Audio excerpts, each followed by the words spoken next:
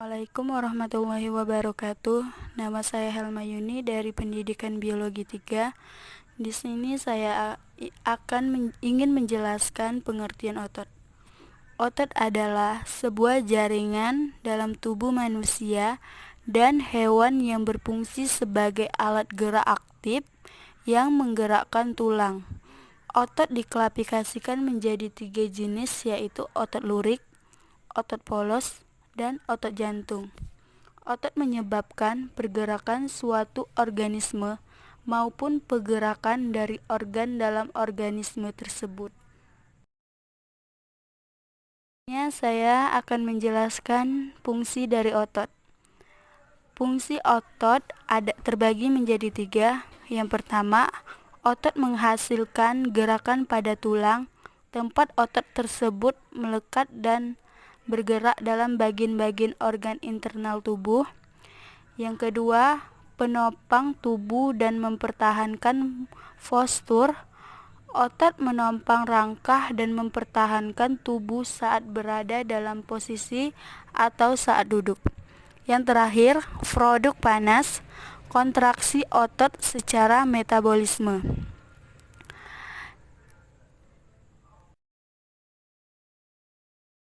Saya akan menjelaskan fungsi jenis otot. Jenis otot itu terbagi menjadi 3 bagian. Yang pertama, otot polos, otot lurik, dan otot jantung. Otot polos bentuknya seperti gelendongan. Di bagian tengah terbesar dan kedua ujungnya meruncing. Yang kedua, otot lurik.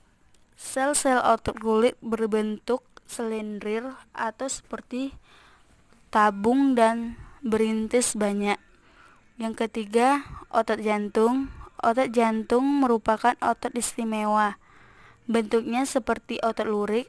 Perbedaannya ialah bahwa serabutnya bercabang dan bersambung. Saya akan menjelaskan sifat-sifat otot. Sifat-sifat otot itu terbagi menjadi 4 bagian, yaitu kontraksibilitas, ekstibilitas, ekstensibilitas, dan yang terakhir elastisitas. Saya akan menjelaskan sifat-sifat otot. Sifat-sifat otot itu terbagi menjadi 4 bagian, yaitu kontraksibilitas, ekstibilitas, ekstensibilitas, dan yang terakhir elastisitas. Saya akan menjelaskan bagian rangsangan otot. Rangsangan otot terbagi menjadi 5 bagian. Yang pertama, rangsang di bawah ambang. Rangsang di bawah ambang ini ia tidak mampu menimbulkan tanggapan.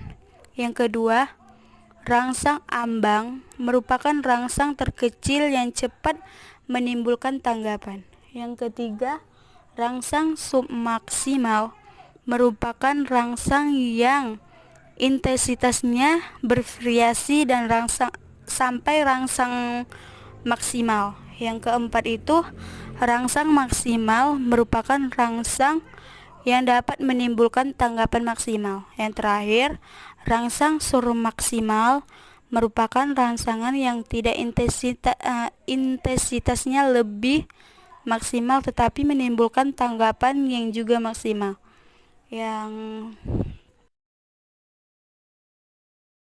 Saya akan menjelaskan tanggapan otot. Tanggapan otot itu ada kontraksi tunggal. Ia terbagi menjadi 3 bagian, yaitu yang pertama, periode tersembunyi, periode penegangan, dan yang terakhir periode pengunduran. Periode tersembunyi itu antara saat pemberian rangsang dengan permulaan terjadinya tanggapan. Yang kedua itu waktu berlangsungnya otot memendek. Yang terakhir, lamanya waktu kembalinya otot pada bentuk dan ukuran semula.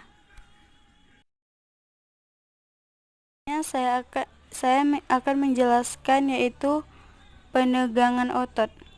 Penegangan otot itu terbagi menjadi dua. Yang pertama, kontraksi isotonik dan kontraksi isometrik.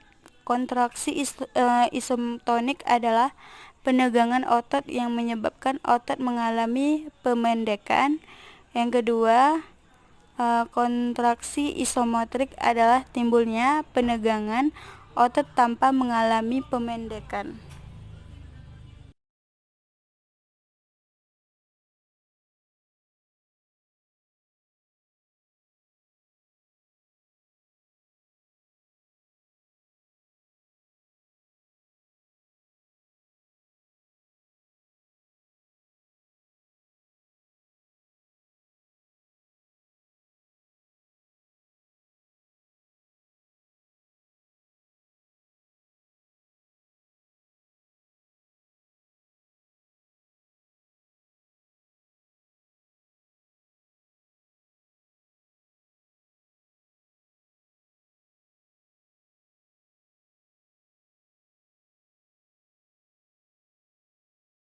Saya akan menjelaskan yaitu bagian tipe kontraksi otot. Kontraksi atau kedutan adalah model dasar dari sebuah kontraksi otot. Otot tidak langsung berkontraksi bila distimulus, namun akan mulai berkontraksi sepersekian detik kemudian. Setelah itu akan menimbulkan kontraksinya, hingga puncaknya bertahap menurun menuju relaksi ketiga. Yang kedua, kontraksi trive. Kontraksi trive dimulai secara bertahap. Setiap kontraksi akan terjadi peningkatan dari kekuatannya. Yang terakhir, kontraksi tetanus. Kontraksi terjadi bila stimulus yang terjadi terus-menerus hingga relaksasi otot menjadi sangat pendek, bahkan bisa menghilang.